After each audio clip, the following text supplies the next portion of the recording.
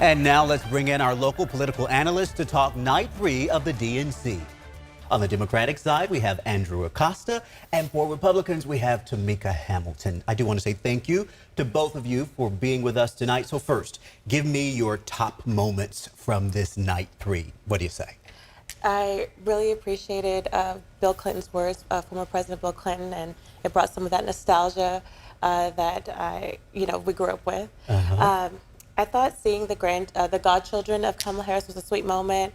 And like everyone, we wanted to see how Tim Walz was going to perform since it was his first time reading from a teleprompter. What about you, Yeah, sir? I think it would be a hard thing to follow Oprah Winfrey, but I think Tim Walz did a pretty good job. And the other two things that popped out today, I think, watching these different speakers is, I think the theme of the night was freedom, but we heard a lot about joy. So I think that they clearly went to pivot to like being positive. And then people who'd served.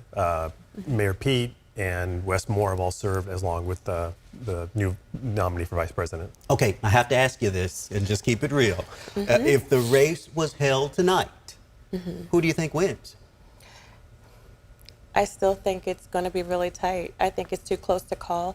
I mean, at the end of the day, while they're projecting joy or trying to project joy, people are still having real issues in our country, and from the economy, from crime, and at the end of the day, if they don't address that, we're not going to see a win on their side. Truly, I think that's. But I still think that's going to be really tight. So you think it's Donald Trump's to lose, essentially? Yes, I do. Yeah, you know, a month ago, this convention was going to be seen as a funeral march. And now, what the polls are showing is that younger voters, Democrats are coming home. The race has gotten tighter.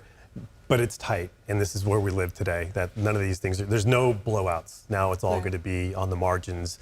And it'll be interesting to see if someone like Tim Walz can actually impact decline to state voters, independent voters, in a way that really resonates in these tough states. Yeah. It's probably the best convention they've had since Bill Clinton's reelection in '98, where everyone's on the same page and nobody's fighting, and there's no, Bernie versus Clinton and all these things we've seen in the past.